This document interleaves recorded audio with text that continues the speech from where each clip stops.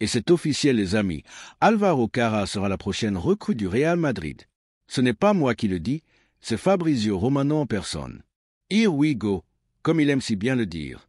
Et ce n'est peut-être que le début, parce que, croyez-moi, le dossier Ibrahima Konaté commence sérieusement à chauffer. Il y a beaucoup de mouvements en coulisses, beaucoup de choses qui se décanteront dans les prochains jours. Et au rythme où ça va, Konaté pourrait bien être la prochaine signature en défense centrale. Mais attendez, quid de Rodrigo? Va-t-il partir? Va-t-il rester? On va tout analyser ensemble, les amis. J'espère que vous allez bien les fumier.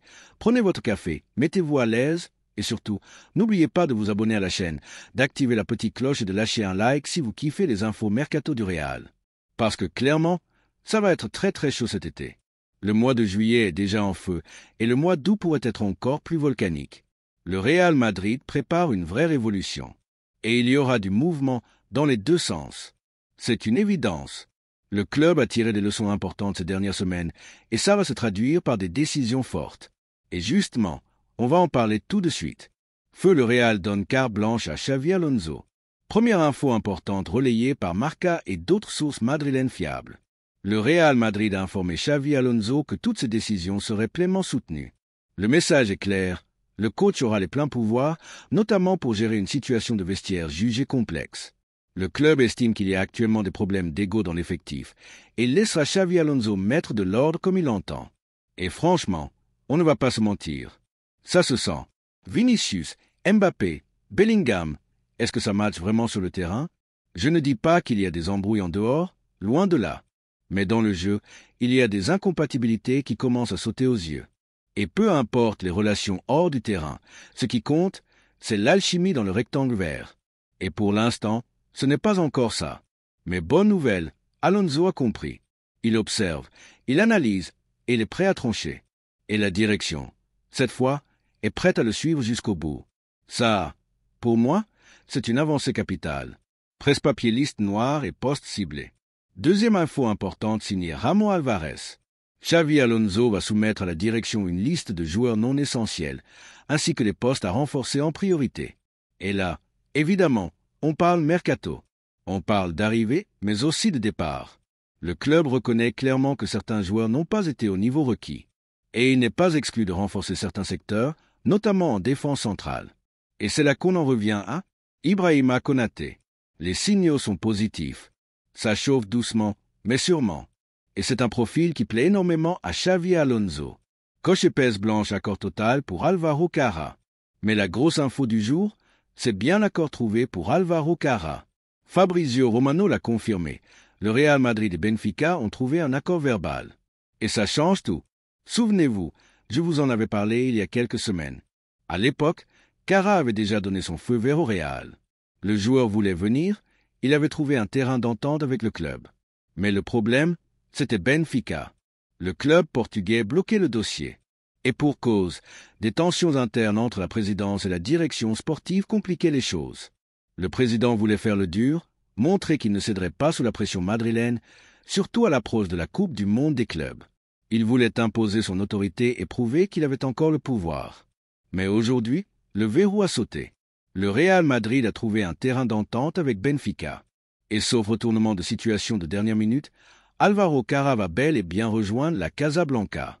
Et ce n'est que le début, les amis.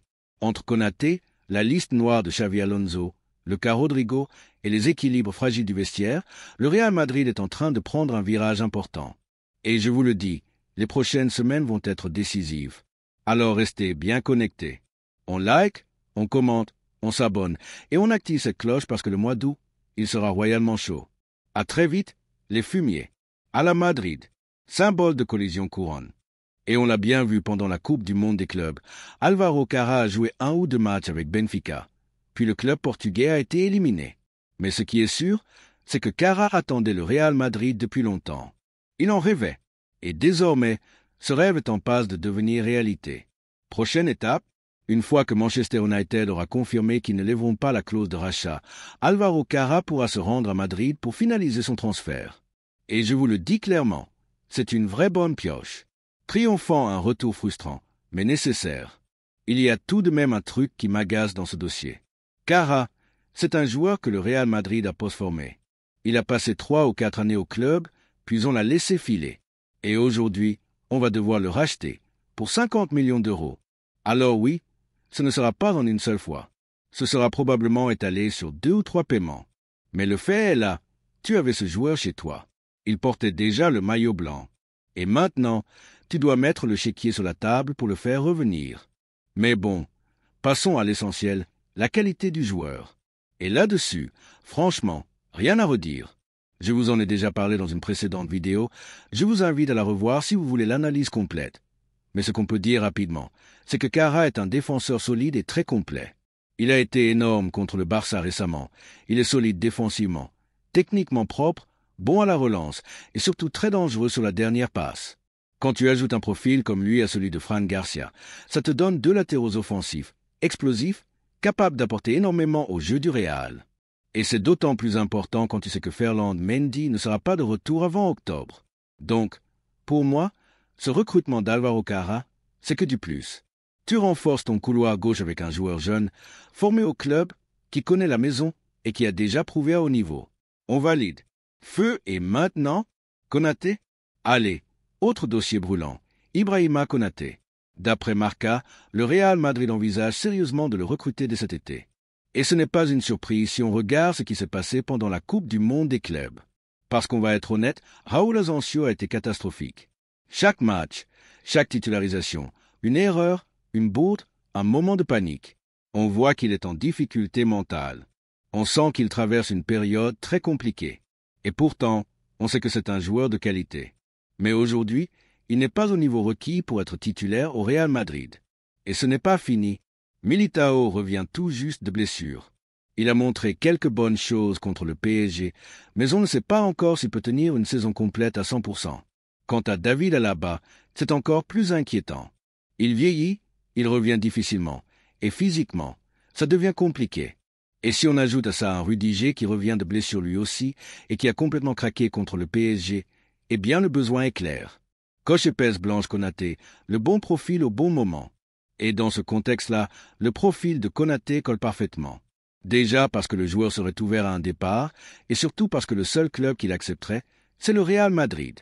Ensuite, parce que Liverpool n'a pas l'intention de le laisser partir gratuitement l'été prochain.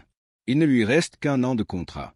Et après le cas Alexander-Arnold, ils ne veulent pas refaire la même erreur. Du coup, le Real pourrait le récupérer cet été pour un prix raisonnable, 30, 35, peut-être 40 millions. Et franchement, vu le marché actuel, c'est cadeau pour un défenseur de ce calibre. Konaté, c'est un monstre physique, un joueur rapide, très solide dans les duels, fort dans les airs, sur corner ou en défense.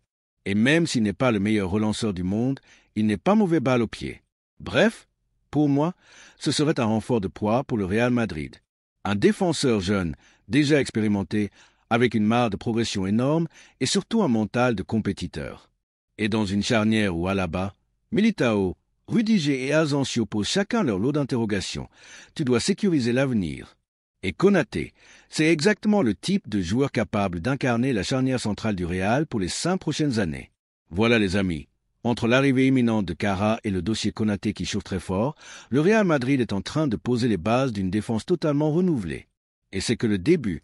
Dites-moi ce que vous en pensez en commentaire. Est-ce qu'on doit foncer sur Konaté? Est-ce que Kara vous aide? Et qui d'autre vous verriez débarquer à Madrid cet été? On en parle ensemble comme d'hab. N'oubliez pas de liker, de vous abonner, d'activer la cloche. Et surtout, à la Madrid. Et soyons clairs, Konaté n'est peut-être pas le meilleur relanceur au monde, mais il est techniquement déjà au-dessus d'un Rudiger. Et à côté de lui, quand on regarde Raúl Asensio, c'est franchement très compliqué. Quant à David Alaba, on ne sait pas du tout dans quel état il va revenir. Militao non plus. Du coup, quand tu fais le bilan, le seul défenseur central vraiment fiable actuellement, c'est Dean Huijsen. Et à partir de là, le recrutement de Konaté devient une nécessité absolue. Alors maintenant, est-ce qu'il y aura des départs en défense centrale? C'est possible.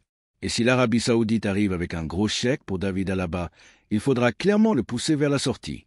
Parce qu'à l'heure actuelle, le pourcentage de chances qu'il revienne à son meilleur niveau est très très faible, honnêtement peut-être 20 à 30% au mieux. Rudiger, lui, a encore une année de contrat. Il peut encore rendre service pendant une saison, malgré ses pépins au genou. Je ne le vendrai pas. Il a montré qu'il peut encore apporter, à condition d'être bien entouré. Bombe et Rodrigo dans tout ça, et forcément, quand on parle de départ, on ne peut pas passer à côté du cas Rodrigo. Une nouvelle info est tombée. Le Real Madrid aurait fixé son prix minimum à 100 millions d'euros. Avant, ça parlait de 90 millions d'euros. Là, on monte clairement d'un cran. Et franchement, à mes yeux, s'il part, ce sera pour un montant entre 100 et 120 millions. Pas moins. Et des prétendants, il y en a. Tu as Arsenal qui est sur le coup, Manchester City qui l'observe attentivement, et même le PSG qui pourrait tenter un gros coup, surtout si certains départs se confirment à Paris. Mais maintenant, la vraie question, c'est est-ce que Rodrigo veut partir? Parce qu'aux dernières nouvelles, le joueur ne voudrait pas quitter Madrid. Et là, ça devient un casse-tête. Parce que Rodrigo, c'est une énorme valeur marchande. Le club pourrait récupérer 100 millions ou plus, ce qui est colossal même après les revenus générés par la Coupe du Monde des clubs. Alors que faire? Est-ce que tu le gardes malgré la concurrence énorme devant? Ou est-ce que tu fais rentrer du cash pour renforcer d'autres postes? C'est une vraie question pour la direction. Qu'au but une autre priorité, un milieu organisateur. Parce que soyons honnêtes, tu peux renforcer la défense. Ok, mais si tu veux gagner tous les titres cette saison, il te faut aussi un renfort au milieu de terrain. Et plus précisément, un vrai numéro 6 organisateur. Oui, Tchouaméni a montré de très belles choses pendant la Coupe du Monde des clubs. Il a été solide, propre, impliqué. Mais il lui faut un partenaire complémentaire, un joueur capable de distribuer, organiser, faire respirer le jeu. Et dans ce rôle-là, je vous avais déjà parlé d'un nom, Angelo Stiller de Stuttgart. Petit gabarit, très vif, un style un peu à la Toni Kroos, avec des airs de Bernardo Silva plus bas sur le terrain, ou dans un registre très lointain, un Joao Neves du PSG, mais en plus calme, plus posé. Ce genre de profil-là, il nous le faut. Parce que si tu ne recrutes ni en défense, ni au milieu, la saison pourrait être très compliquée. Honnêtement, à choisir, tu peux garder tout l'effectif actuel, même sauf Rodrigo s'il faut vraiment faire un choix économique, mais tu dois absolument renforcer l'axe du jeu. Feu à un mercato qui s'annonce explosif. Bref, vous l'avez compris, le mercato du Real Madrid cet été, ça va être une dinguerie. Des arrivées, des départs, des coups de poker, des décisions fortes. Le mois de juillet commence déjà à bouger dans tous les sens. Et le mois d'août risque d'être encore plus fou. Alors les amis, dites-moi en commentaire, quel joueur vous voulez voir arriver au Real? En défense? Au milieu? Est-ce que vous avez un nom en tête d'un joueur pas trop cher mais avec un gros potentiel? On en parle juste en bas, comme d'habitude. Et surtout, n'oubliez pas de vous abonner, d'activer la petite cloche pour ne rien rater et de lâcher un gros like si vous kiffez le contenu. À très vite pour une nouvelle vidéo mercato. Et comme toujours, à la Madrid. Symbole de collision. Souhaites-tu maintenant que je te fasse un sommaire à ajouter en description YouTube avec chapitre cliquable?